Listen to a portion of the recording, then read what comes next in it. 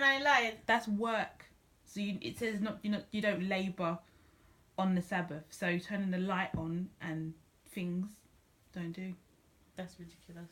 Because that's taking it to another extreme, level. Yeah, that's taking it to another level. If I remember correctly, yeah, she said to us, I wouldn't normally but because we were there, innit, they did. But she's like, we don't, once it gets dark, it just stays that way until. No, because Jesus himself would turn a lantern on. So why would you not just put a switch on? I have no idea. I'm just saying. There's some people that do take it to the extreme. They literally don't do anything on the Sabbath, nothing at all. So if they're not turn on the switch light, then they're probably not be a den in it because of that. I can't answer that bit. No, we're not talking about No. I'm saying general. I wonder if when it's winter, what they do. Yeah. It's cold. No heating, no nothing. I mean, maybe we need to find out if that is true. Can I get something? If I tell you that, I'm not sure what's that the Pharisees and the teachers of people certainly not into the kingdom of heaven.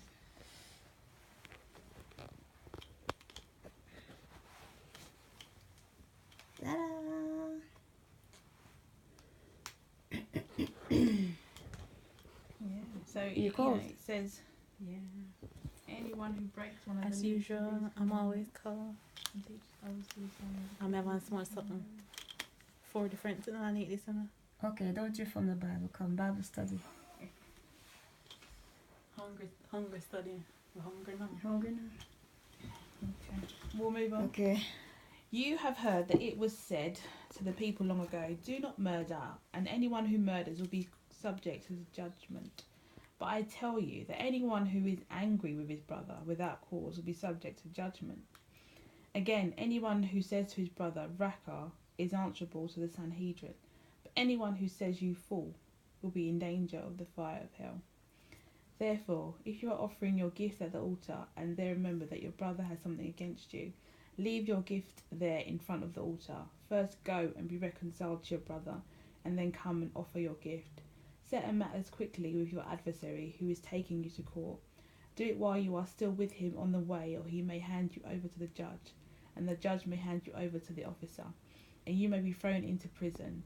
I tell you the truth, you will not get out until you have paid the last penny. Now this scripture, right, is so I love it because I think about this every single Sunday. Really?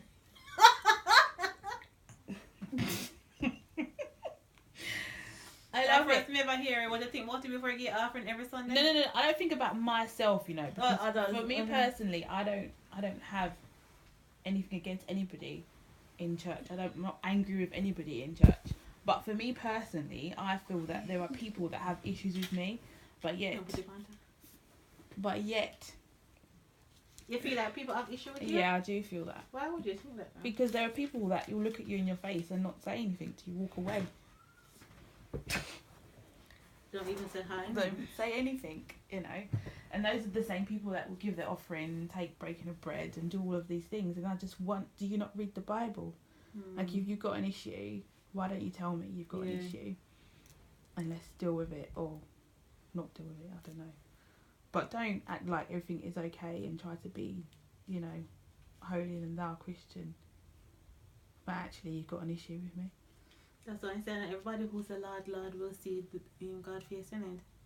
Because some people not even realize it's simple mistake with them make us a Christian, which part a sin them a sin, and they not even realize that them a sin. Yeah. Mm-hmm. So you have to know the Bible inside out. Mm-hmm. What say you? You don't say anything. Just sleep over there.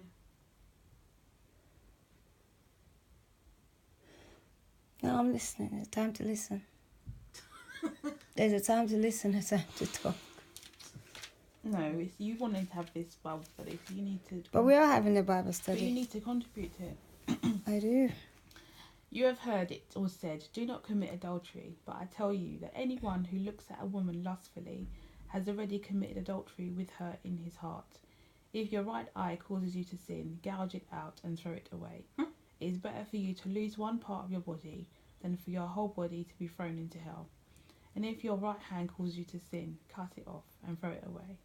It's better for you to lose one part of your body than for your whole body to go into hell. Is that literally? It's funny that Jesus said that twice. It's better for you to lose one part of your body than for your whole body to be thrown into hell. Is he speaking literally? Yeah, go and cut your hand off. Why would I want to gouge my eye out?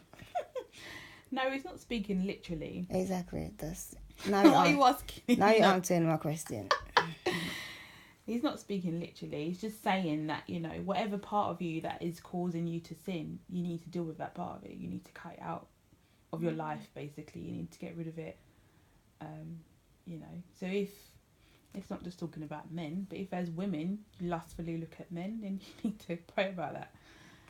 So that, you know, that doesn't happen, etc. Or if, you know, you're doing things with your hands that are sinful, then you need to pray that, you know, God will help you to not do these things anymore. Basically, cut it out of your life. What do you have to say about that, Fee? Nothing to say, at least now. You know, so it's not meant in that way. Oh, you thought it was meant in that way? Mm-hmm. Well, it's not just you. Quite a lot of people think that way. Are they going around cutting off Junior their as hands? well, and Junior said, what kind of God that the God is about one, they tell me if you cut off for me. Yeah. Junior's a big believer in everything, like stuff like that. Yes. He would say, it's literal. Yeah, and then if you try to tell him that it's not literal, he'll be saying, well, why is it there then? Why is it written Yeah. that way? And stuff. But at the end of the day, I think Jesus said things in a harsh way to get the point across. To say that, you know what, you need to, when you're telling somebody, you need to gouge out your eye. You need to, basically he's telling you need to cut it out, you need to take it out. It's the worst thing in the world to be lusting after women. You need to stop it, and you need to get rid of that thing. You know, that's why he's saying it in that way, and that's why he said it twice. It's better for you to lose one part of your body than for your whole body to be thrown into hell. So whatever, for me, that's like whatever it is that you're holding on to, no matter how good it feels, you need to get rid of it, because your whole body's going to go to hell for that one thing that you really love that is sinful. What, really? You know, at the end of the day, whatever it is you're losing that is of the world, you know, God will replace it with something that's better than the world. So that's how you need to think about it, really. Well, then again, first you need to pray not to be lustful, because he says adultery. If you're lustful, then your eye need to be gouged out. So you have to pray in the beginning. Now, if you don't know that you need to pray for that kind of things, that means you're gonna be in trouble. Why wouldn't you know though? Okay then. Someone in the world, someone living secularly in the world now, just keep going around being lustful after someone. They're not knowing they're sinning, because they're not a Christian, they're not walking, they're not Muslim, they don't have a belief. But isn't this about a Christian? So, you know, you've accepted Jesus at this point, and you're reading and you're trying to, you know, as a man or even as a woman, you still struggle with this issue. So this is like Jesus saying to you, you need to let that thing go. That was of the world. In order to be a good, proper, complete Christian, you need to let that thing go.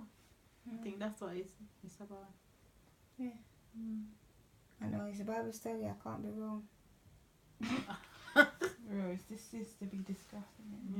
Yeah, I'm discussing stuff. Yeah, I'm not saying wrong, I'm just saying. Sometimes you have to, you play fool. See if we know what you're talking about. Yeah. Well, I have been acting like I'm a new believer the entire night. Yeah, Morning, you mean? Morning. But why am I saying night? The entire morning. It's quite dark in here, isn't it? Oh dear. Alright, moving on. It has been said, anyone who divorces his wife must give her a certificate of divorce. But I tell you that anyone who divorces his wife, except for marital unfaithfulness, causes her to become an adulteress. Causes her to become an adulteress, and anyone who marries the divorced woman commits adultery. What? Uh-huh. You see your face? Look at your face. Then. Oh my god. Look at your face. Foolishness So then. this This is a scripture that actually we read yesterday, isn't it? What was, Yeah, we're no, talking not about- yesterday, Monday. Do it about Erin, innit? Was it Not Erin? Erin, somebody else. Let's not say. Anyway, Oh, okay.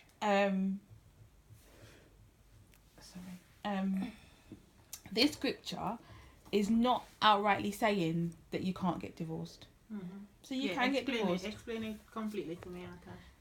You can get divorced, but what it is saying is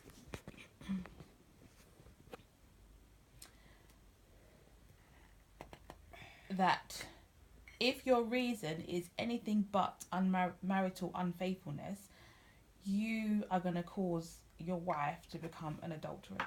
Also, as long as your husband did cheat by you, it's fine for you to go and marry again and divorce. Right. However, it says anyone who marries a divorced woman commits adultery.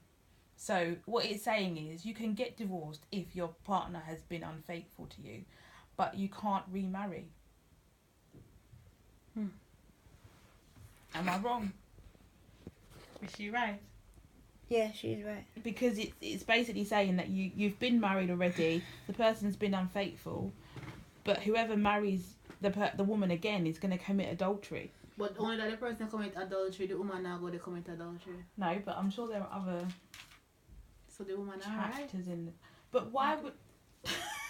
So you want to marry somebody and let him have commit them commit adultery, even though we've read the commandment that says, do not commit adultery.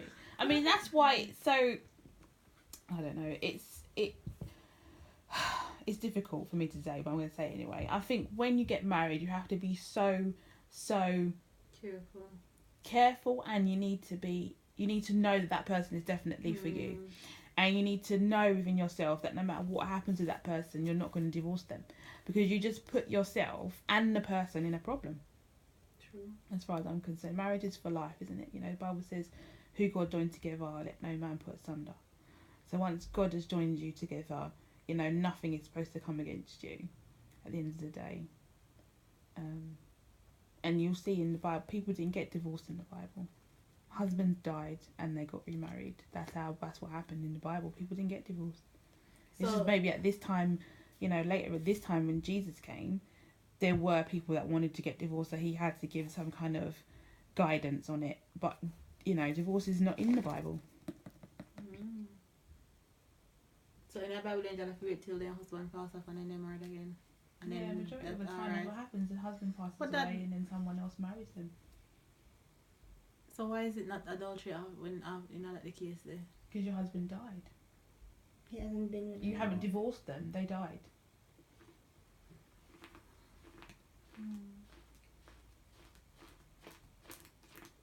But then you could go and say, what about people like Solomon who had so many wives?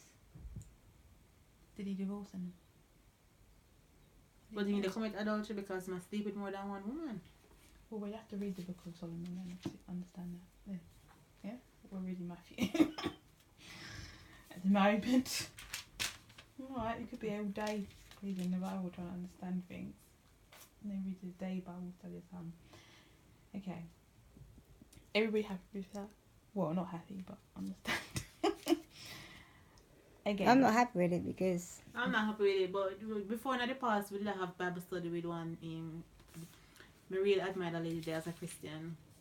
You hardly see true Christian there, you can never see a person until you say that person is 100% true Christian, but I was telling myself that she, in my eyes, 100% true Christian. And when we touched upon the topic that we were in getting divorced, she said, back in the days, they have to just like readjust the Bible to them the days and to nowadays. And if, say for instance, you're married to somebody and the man don't beat you, kill you, and the man always beat you and abuse and kind of something there, ask yourself the question, you think God don't want you to stay in that marriage there? No. You don't want to come out of the marriage and save yourself and divorce that man, and in that case, then yeah, you allow to get married again. And she's 100% Christian and she telling me that. So? Well, no one wants to stay in an abusive relationship. And if I'm in a marriage and if my relationship is abusive, then I don't think I want to stay in it. And if I try and I get counselling and we see our pastor and everything, and